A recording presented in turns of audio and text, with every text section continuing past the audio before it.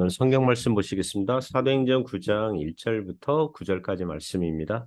사울이 주의 제자들에 대하여 여전히 위협과 살기가 등등하여 대제사장에게 가서 다메섹 여러 회당에 가져갈 공문을 청하니 이는 만일 그도를 따르는 사람을 만나면 남녀를 막론하고 결박하여 예루살렘으로 잡아오려 함이라.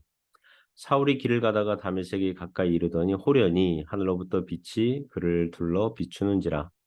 땅에 엎드러져 들음에 소리가 있어 이르시되 사울아 사울아 네가 어찌하여 나를 박해하느냐 하시거늘 대답하되 주여 누구시니까 이르시되 나는 네가 박해하는 예수라. 너는 일어나 시내로 들어가라. 네가 행할 것을 네게 이를 자가 있느니라 하시니 같이 가던 사람들은 소리만 듣고 아무도 보지 못하여 말을 못하고 서 있더라. 사울이 땅에서 일어나 눈은 떴으나 아무것도 보지 못하고 사람의 손에 끌려 다메섹으로 들어가서 사흘 동안 보지 못하고 먹지도 마시지도 아니하니라. 아멘. 네, 오늘 사울의 회개 이런 제목으로 하나님 말씀 증거하겠습니다. 오늘 성경 본문은 사울이 다메섹 도상에서 주님을 만나고 회개하는 대목을 다루고 있습니다. 사울의 회심을 통해서 몇 가지 교훈을 배우고 은혜를 나누겠습니다. 첫 번째 교훈은 죄인을 찾아오시는 하나님을 배웁니다. 우리 하나님은 죄인을 찾아오시는 하나님이십니다. 1, 2절이 교훈하는데요. 1절 보면 사울이 주의 제자들에 대하여 여전히 위협과 살기가 등등하여. 여기서 위협과 살기가 등등하다. 이것은 잔인한 짐승이 거친 호흡을 내뿜다 이런 뜻의 원어를 이제 사용하고 있습니다. 기독교인들에 대한 적개심과 반감이 충만하여 막 씩씩거리고 있는 중이죠. 사울은 대제사장에게 가서 다메섹 여러 회당에 가져갈 공문을 청하니 이는 만일 그 도를 따르는 사람을 만나면 남녀를 막론하고 결박하여 예루살렘으로 잡아오려 함이라. 사도행전 22장과 26장을 보면 거기서도 그 바울의 간증이 나오거든요. 거기서 보면 대제사장 한 사람에게만 간 게 아니라 대제사장과 장로들이 증인이다. 이걸 보면 공회의 공식 허락을 받은 것입니다. 당시 유대인들 사회에서는 대제사장의 권한 중에 하나가 소위 망명자 소환법을 할 수 있었습니다. 오늘날에도 그 나라들끼리 그 뭐라고 그러죠? 계약, 약속, 이 법적 그런 관계를 맺는데 뭐냐면 범죄자 소환법 같은 거 있잖아요. 인터폴 이제 수배해가지고 다른 나라로 도망가더라도 거기에서 범죄자를 그 자국에 보내서 재판할 수 있도록 그런 법이죠. 유대 종교에 해를 끼친 유대인이 예루살렘에서 다른 나라로 도망갔을 경우에 그 나라 지도자에게 공문을 보내서 유대인을 예루살렘으로 소환하여서 재판을 하겠으니 허락해달라는 공문이고 그게 당시 대제사장에 있는 법적 권한이라고 합니다. 하지만 그 법이 그 당시로부터 수십 년 전에 생긴 권한이긴 하지만 사울처럼 이렇게 열심히 열정적으로 사용하려는 사람은 드물었을 것 같아요. 사울은 일종의 파견 종교 경찰관, 파견 수사관 노릇 이제 하려는 거죠. 그러나 타 지역 그 행정관이 그 공문을 불허하면 무효로 돌아갔을 겁니다. 사도행전 18장 보면 고린도 도시 새 총독으로 갈리오라는 사람이 되니까 유대인들이 그 도시 내에서 사도 바울의 전도 행위를 금지 또는 처벌을 목적으로 고발하려고 하니까 신임 총독 갈리오가 당시 로마법에 의해서 이 자치 종교에 대해서 식민지 사람들이 행하는 문화 종교에 대해서는 이 고발장조차 받아주려고 하지 않거든요. 이제 그런 게 있기 때문에. 하지만 다메섹에는 그 공문이 효력이 있었던 것 같아요. 이 다메섹은 영어로 다마스커스고 오늘날 시리아 수도입니다. 기록에 의하면 네로 황제 때에 그러니까 이 당시 시간대로부터 이후에 네로 황제 때에 다메섹에 사는 유대인들 약 1만 명 정도를 집단 학살했다. 이런 기록이 있거든요. 그만큼 다메섹에는 유대인들이 많았고 유대인 공동체가 강력했기 때문에 대제사장의 망명자 소환법이 효력을 발휘했을 것입니다. 혹자는 사도 바울이 예수님을 믿기 전에 많은 신자들을 죽였다 그러는데 죽인 게 아니라 나사렛 예수파를 따르는 유대인들을 이단으로 정죄하여서 그 유대인들을 체포해서 예루살렘으로 이송해서 공회 재판에 세우려고 했던 겁니다. 그리고 공회 재판에서 믿는 자들을 사형 언도를 내리려고 한다면 그 결정에 찬성표를 던지는 역할을 한 거죠. 그리고 여러 유대인 회당에서 예수님을 믿는 유대인들을 강제 모독하는 말을 그런 거를 시켰는데 거기에 적극 동조한 사람입니다. 어쨌든 당시 사울 청년은 반기독교 운동의 앞잡이고 행동대장으로 활동했던 거죠. 디모데전서 1장 13절에서는 바울이 믿기 전에 자신의 상태를 이렇게 말합니다. 내가 전에는 비방자요, 박행자요, 폭행자였으나 디모데전서 1장 15절에서는 죄인 중에 내가 괴순이라. 이 괴수, 이 우두머리, 두목이란 뜻이잖아요. 죄인들 중에 최고 우두머리 짓을 이 바울이 또 사울이 했다는 것입니다. 사울 같은 자가 어떻게 예수님 믿을 수 있겠습니까? 여기까지만 보면요. 사울이란 사람은 예수님 믿으려면 오랜 시간 걸리거나 영영 믿을 가능성이 없는 사람처럼 보여요. 그러나 죄인 중에 괴수에게도 하나님은 찾아오시는 거죠. 우리 신자들도 인생의 어느 시점에 지가 잘난 줄 알고 교만함과 불신앙으로 사방팔방 뛰어다니다가 어느 날 주님께서 찾아오시는 것입니다. 사람은 교만하면 주님이 안 보이고요. 겸손하면 그제야 보이는 거예요. 그래서 하나님께서는 이 청년 사울을 겸손하게 만드시는 그런 역사를 하시는 거죠. 두 번째 교훈이 회심은 하나님의 주권적 사역이라는 것입니다. 회심은 하나님의 주권적 사역입니다. 3절부터 6절 말씀하는데요. 3절 보면 사울이 길을 가다가 다메섹에 가까이 이르더니 호련히 하늘로부터 빛이 그를 둘러 비추는지라. 예루살렘에서 다메섹까지는 약 240km 정도 된다고 합니다. 아마도 사울과 그 일행은 말이나 나귀를 타고 갔겠죠. 바울의 일대기를 그린 영화를 보니까 걸어가더라고요. 거기서는 걸어가더라고요. 걸어가는 것으로 연출했는데 만일 걸어갔다면 하루에 약 40km 간다고 치면 빨리 걸으면 한 6일 좌우, 한 일주일 정도 좌우 걸렸을 것 같아요.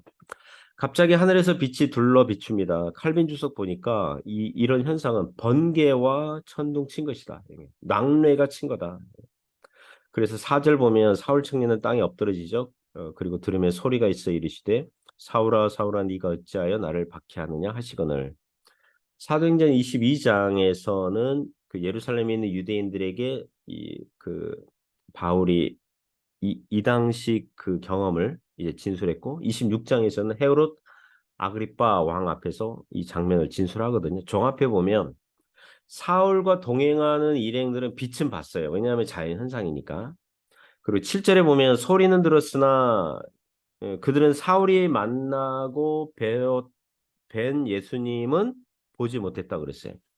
그들이 들은 소리는 그러니까 사운드, 소리는 들었지만 보이스는 듣지 못했어요. 그 말은 뭐냐면 그 소리 내용이 구체적으로 무엇인지는 알지 못했다는 거예요. 뭔가 이게 이게 뭔가 소리는 들렸지만 구체적인 내용이 무엇인지는 몰랐다는 거예요.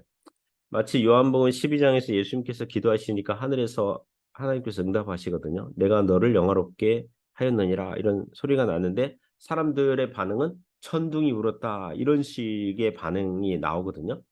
사울과 동행한 일행들은 사울에게 뭔가 지금 신비한 체험과 경험이 발생한 것 같은데 그 구체적인 내용은 전혀 몰랐다는 것입니다.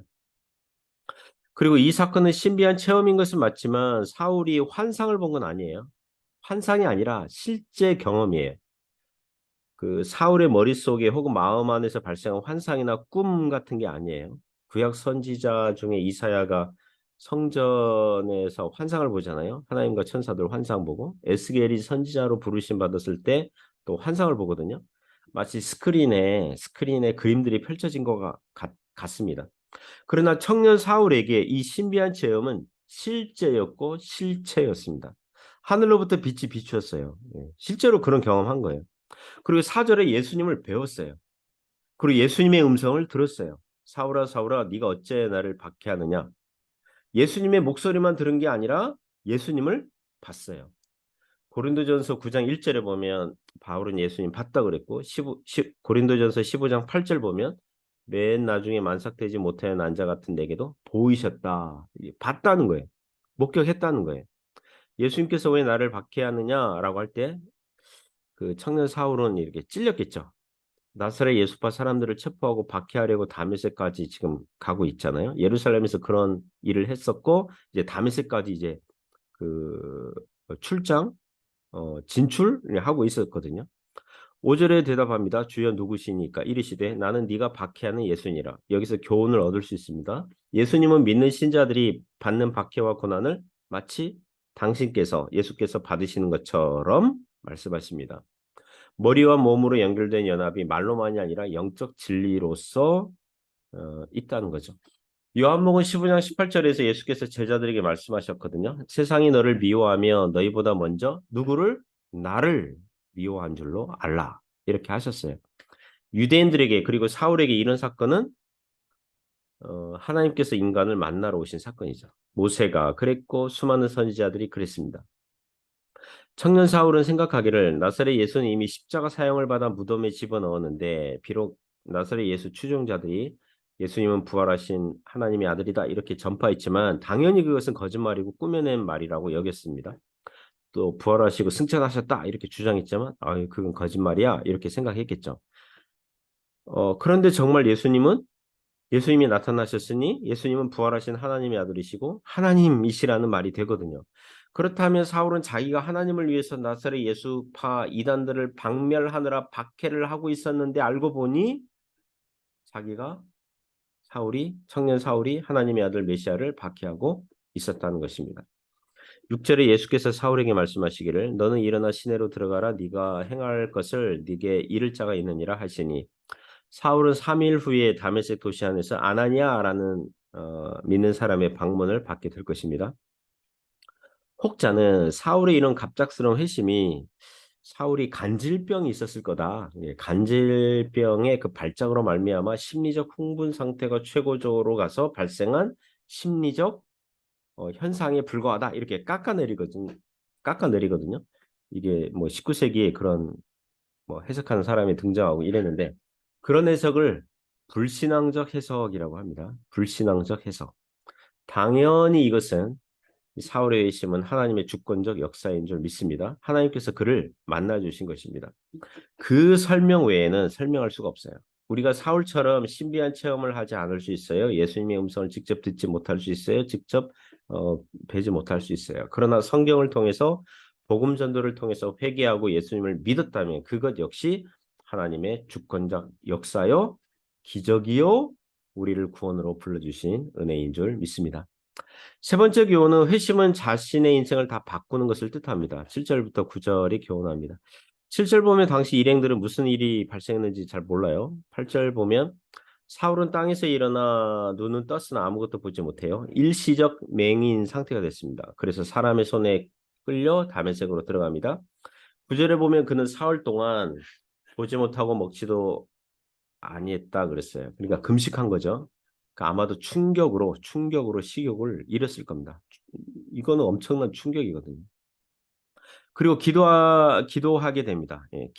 그는 기도하는 중이라 이렇게 나오는데 아마도 거기서 이제 이 청년 사울은 사도행전 7장에 나오는 스데반의 설교를 예전에는 믿지 않고 스데반을 죽이는데 찬성표를 던졌었는데 스데반의 설교를 곰곰이 되새겨보고 바울이 이제 어려서부터 배운 율법과 성전이 모든 가리키는 실체가 예수님이라는 성경 해석의 기준과 중심을 잡고 구약 성경의 모든 말씀과 율법과 내용들과 이 그 성례의 그런 그 징표 그 성전의 모든 그 배치도 기구들 물건들을 예수님 중심으로 이제 해석을 하는 거죠. 그런 시간을 가졌을 거예요. 네. 사울은 이렇게 믿는 자들을 체포하려고 다메섹에 왔는데 지가 하나님께 체포가 되어서 포로 신세가 된 것입니다. 이게 은혜고 감사한 것이죠. 사랑하는 성도 여러분, 우리도 하나님에 의해서 체포가 되고 포로가 되었고 그리고 새 사람이 된 줄 믿습니다. 불신의 인생은 복음에 의해서 재정리, 재편성, 재질서가 잡혀야 되는 거죠. 고린도후서 5장 17절 말씀 보시면 그런즉 누구든지 그리스도 안에 있으면 새로운 피조물이라 이전 것은 지나갔으니 보라 새 것이 되었도다. 사랑하는 성도 여러분, 오늘도 주님을 더욱 사랑하는 성도님들 되시기를 주님의 이름으로 축복합니다.